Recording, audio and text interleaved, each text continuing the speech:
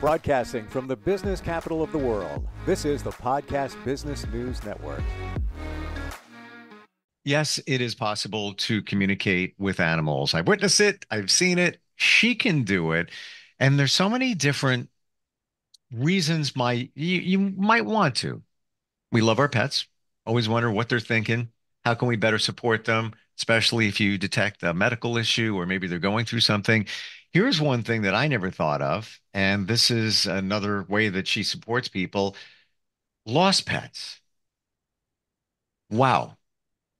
Let's talk about that today. Holly Starr, she's an animal communicator and she's back with us. How you doing today? Very good. I never even considered what you do in regard to helping locate our lost pet and bring them home. Wow. Mhm. How could that work? How does that work? Yes. Well, so it's just like any other animal communication topic. You connect in that same exact way. This lost animals are a specific challenge because the more time that goes, the further they get from home, the more scary things they encounter. So you're now talking with a pet that is fearful, anxious. They don't know where they are. A lot of people Mm, want them to be able to read the street signs, and say, I'm on this street. And that just doesn't happen.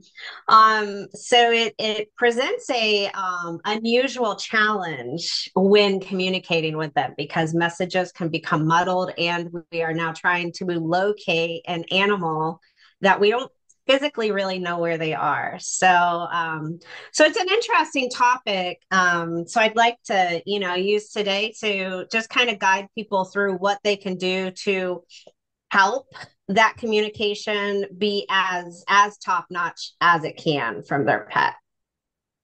such an uneasy feeling that you bring, but it's the reality. A pet is Mm-hmm. missing. Your member of your family's gone. And then to think that they're out there somewhere and you don't know where they are. Mm-hmm. Uh, I had a scare 2 years ago with my cat, and back then he was a kitten, and the door was just ajar. Somebody left it ajar, and I was in such despair, freak mode. Mm-hmm. Walked around the neighborhood looking everywhere. If I knew of you, it would have minimized a lot of stress. Um, Asking people, and I just came back, sat on the couch, and just thinking of him out there as a baby, hanging in a tree, looking. And then I heard I'm like, what was that? And he comes walking from the upstairs to the downstairs. Apparently, he was in a closet, and I Yeah. looked trust me, I looked everywhere. And since that day, always triple checking the door. But I'll Yes. admit it, I'm a grown man. I was crying. I was just Oh, despondent, yes. just walking around, just and like, again, thinking they're out there, and it was, early fall, so it's going to get chilly at night, and just, Yeah. but in that if we did that situation over again, is it reasonable to think I could have contacted you and maybe you would Mhm. have given me some insight where he may be? Yes. Yep. So first off, you are not the only person that has done that. Oh, I know. We have to like strip our closets clean to find them sometimes.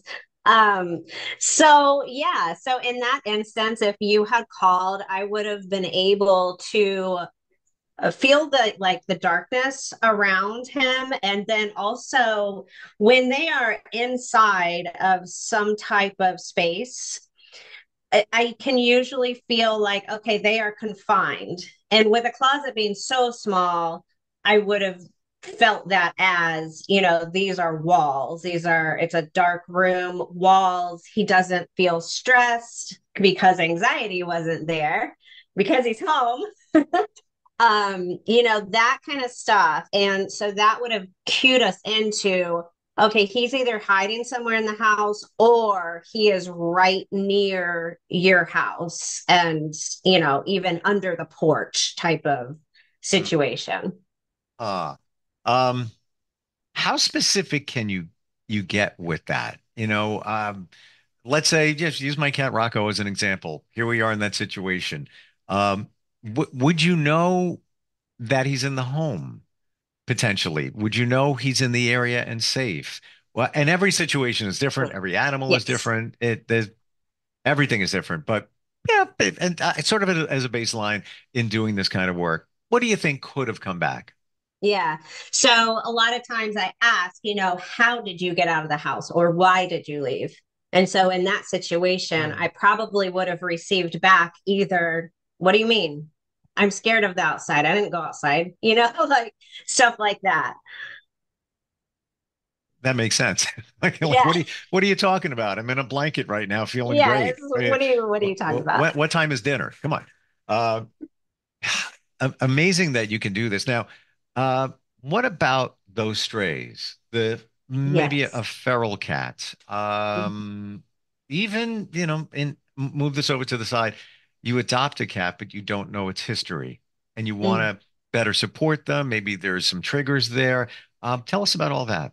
Yeah. So with feral cats and like half feral, like they kind of let humans come up and stuff like that, but they've been living in your neighborhood and you're kind of taking care of them and stuff like that. So um I have found stray cats are so interesting to me because I have found that when I connect in with them and tell them, this person has been taking care of you and they haven't seen you for, however many days.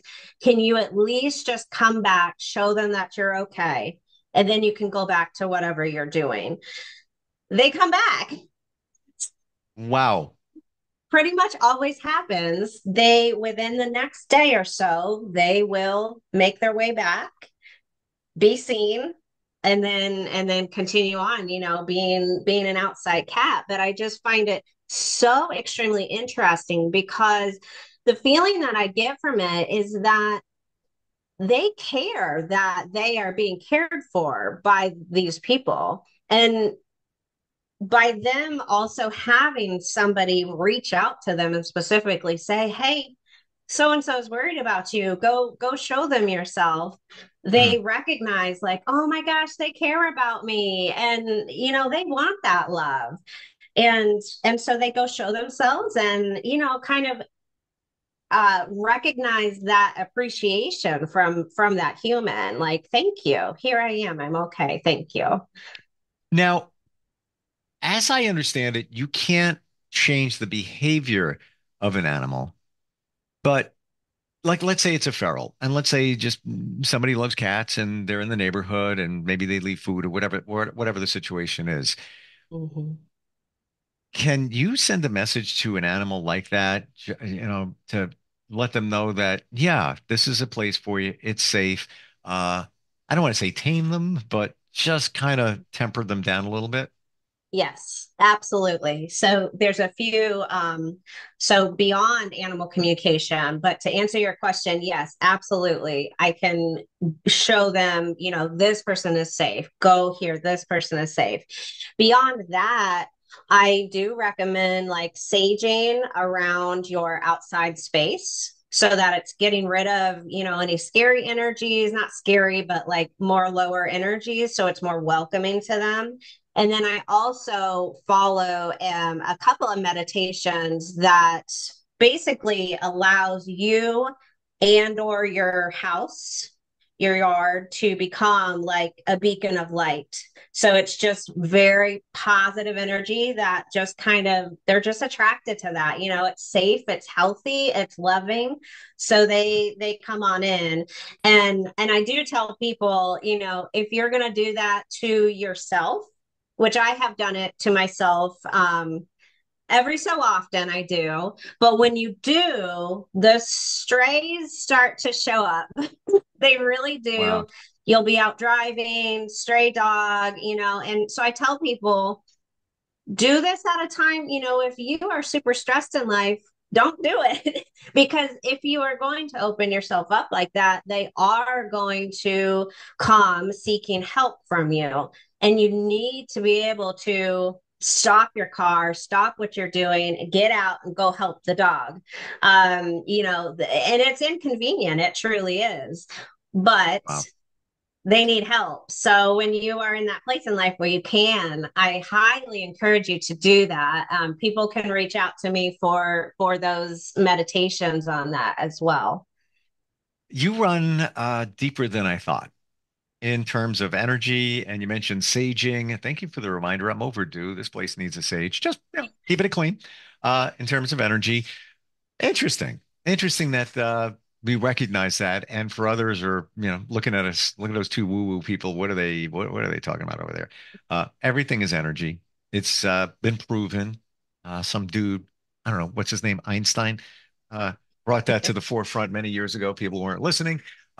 We're all energy, and sometimes that energy can get negative. Sometimes the energy can get bad, and who better to understand energy than an animal who doesn't have to worry about paying the rent, Mhm. cell phone bill, social media, and all of that. All they do is focus on you and life and energy. And that's, I believe, that's why this works so well, because they're able to pick up on what you're sending in terms of energy. And Yes. for that to work also, it's been said you need to be grounded. Who better Mhm. grounded than a creature with four paws touching the ground and no shoes? You know? Yes. And so, beyond animal communication, you can also just use the energy and your intuition to find animals as well. So, for Hmm. example, there was I used to drive a certain route within every single day, and I knew that I had seen stuff on Facebook saying, this white dog is around this area, and I was like, oh, I'm driving around here anyways. I'll tune into that and see if I can feel the dog. And I knew about where people were looking, and the energy told me, like, no, they need to pull back more. It's further down the road, it's further down. And so next time I went out there, I was specifically watching for the dog right around that area that was said, like, go back that way. And there was the dog. Wow. I looked out into a field, and there's the white dog out there. Um, Now, also remembering this was a really good lesson for myself. You have to make sure that your ego does not get in the way of the energy while you are helping lost animals. So, for example, I basically pushed it just a teeny bit too far, and the dog ran away from me. And so we weren't able to get it that day. We were able to set the trap right there, and the dog sniffed it that night. And then there was a sighting the next day, and the dog went into the trap that night. Wow. If I had not pushed it like that and just called the parent, that dog very well may have just come to the parent and not had to spend another day outside like that. So we got to remember, let the energy do its job. Just work with the animal and let it do its job. Don't let your ego get in the way and push boundaries and stuff. Based on the last few times that we got together, I tried something yesterday morning. Okay. One of our two cats, he's a little skitterish. He's mushy when he wants to be, and he's not as mushy as the other one, but still fantastic. And it was in the morning, and I'm talking to my daughter in her room, and he's, kind of meandering. He jumps up on the bed, and he's, just kind of like doing his thing. And I mentally sent a picture to him of me petting him and being very friendly and loving him up and everything. It wouldn't have been more than maybe 3 seconds. He turns and he walks right over, and I'm just petting him more. Oh, it was all good. He actually stayed extended period of time. Then I think he was hungry, so he's waiting for something to eat as well.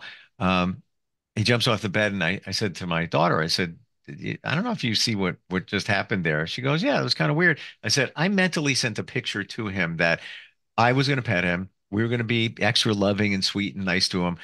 And now she's working on that. And, Nice. and Yes. I've done it before, even with my other cat and my dog. Mhm. Many can say, be skeptical. Oh, it's just a coincidence, whatever. It's happened regularly too many times for it to be a coincidence. Yes, yes. And it's not a coincidence. That is animal communication.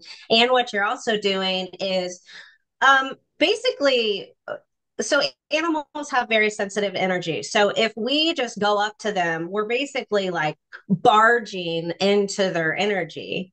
Some animals are okay with that, but those more anxious ones or skittish ones, or just, physical touch isn't their top love language, those guys are going to be like, whoa, personal space, please. So what you're doing with sending that mental image is basically preparing them, like, i Hmm. i want to do this, can we do this? And him coming up to you was him saying, yes, come into my energy, yes. Yep. So it's, you got to ease into that into that space sometimes. Yeah, it's amazing how that works. And my for my next trick, uh, when I'm having people over, I'm going to send a message to them that they are safe because we don't. I Yeah. think I shared with you one in particular, the mushy Hmm. one. Um, he would be totally fine walking out and seeing people and getting pet. Who wouldn't? Um, but just having people around and different voices and everything, he's still I don't know about that. Exactly. And I didn't think of that a couple of weeks ago when I had some people over for a gathering, and I should Mhm. have, because I guarantee he's very receptive to everything. He probably would have in a heartbeat come out and waited for to get pet. I'm Yes. still intrigued that you can send a message to a lost animal where you don't even know where it is, what it's doing, and do you need a picture for that as well? Like somebody show you a picture on their phone or whatever it might be. I prefer one, especially in that instance. I can absolutely connect with them without a picture. It's just a more confident connection if I have a picture. Hmm. If I don't, I just explain the energy that I'm feeling, and then we go in just a little bit slower so that I can get adjusted to who I'm talking to and everything. So yeah, it just takes, I don't know, teeny bit longer to get in there. Woo woo alert. Do you think by looking at the picture, it's my belief, and I've witnessed this in many different ways, that even a picture has an energy imprint. Any picture you look at, there's the energy of the person or being within that. Do Hmm. you think that you're able to connect with their energy better because you looked at that picture based on, the energy coming off of it? That very well could be. I've never thought about that, to be honest. And so when I look at the pictures, I look into their eyes and then I start to feel their energy from there. And it can be very instantaneous. I Hmm. look and I feel anxiety, or I look and I feel a very social outlook. So yeah, I would probably agree with that statement. Yeah. I equate it to when somebody says to somebody else, "Hey, praying for a great outcome," or positive vibes for that surgery, and or it can be somebody that they're connected with. Let's say your friend Jennifer's mom is going in for surgery. She's in 5 states over. You've never met her, but you say, "Yeah, I'm sending lots of positive thoughts for your mom," and many times. You'll get a report back. Yeah, everything went great. Fantastic. There was a complication, but it was all fine. Everything great. Do you think it's it's the same thing Yeah. that we're sending positive energy and you're able to connect because you're mentally connecting Mhm. with the person of the pet and it's somehow it's getting transferred to the pet? Yes, yes. The energy of the person matters as well. I have been on within sessions where the client was interrupted a couple of times or just for some reason seemed disconnected, and everybody needs to be in the conversation. So a lot of times, like if somebody is possibly going to be interrupted, I just like to reschedule because I'm like, this is we have to have the highest good for your pet in mind here, and that means Mm. our 100% attention. Wow. It still blows my mind. And the last number of years My getting better. mind too. It's like, you like shock yourself when you find a lost pad or something happens, like that? Yeah. Yeah. I mean, energy blows my mind all the time, probably almost daily. It's just because it's not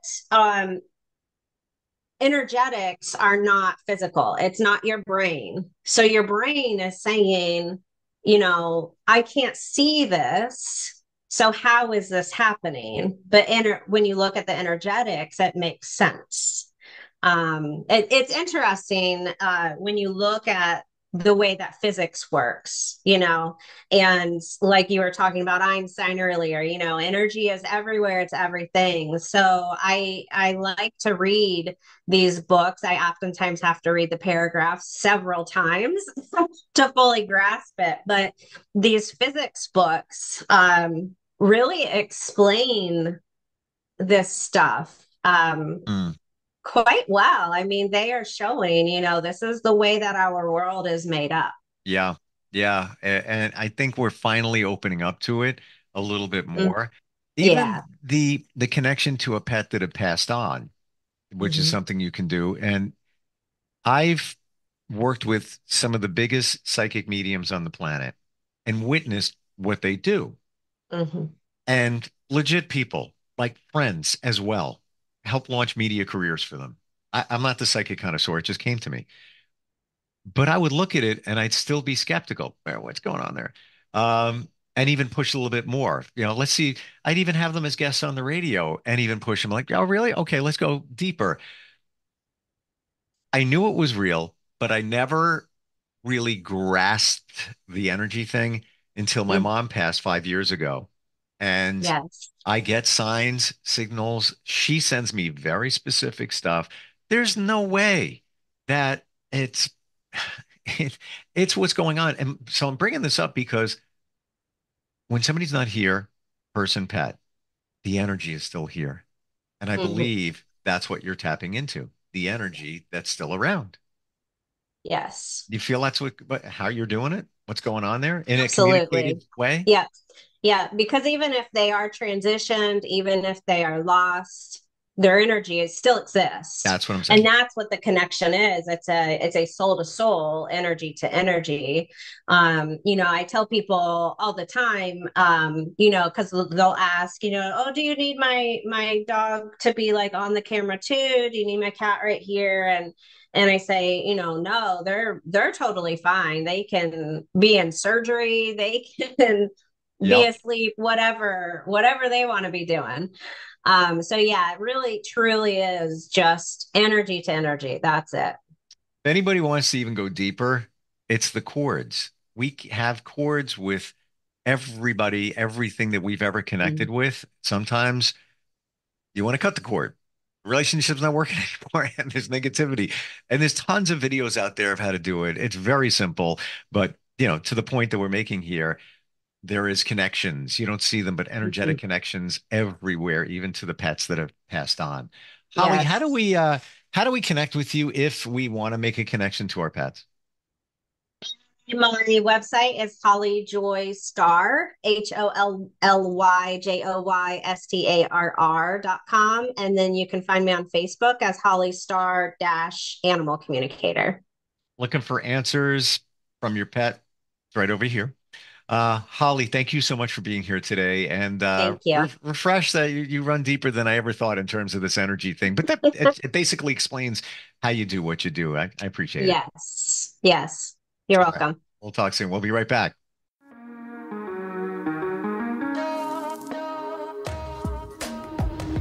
Broadcasting from the business capital of the world, this is the Podcast Business News Network.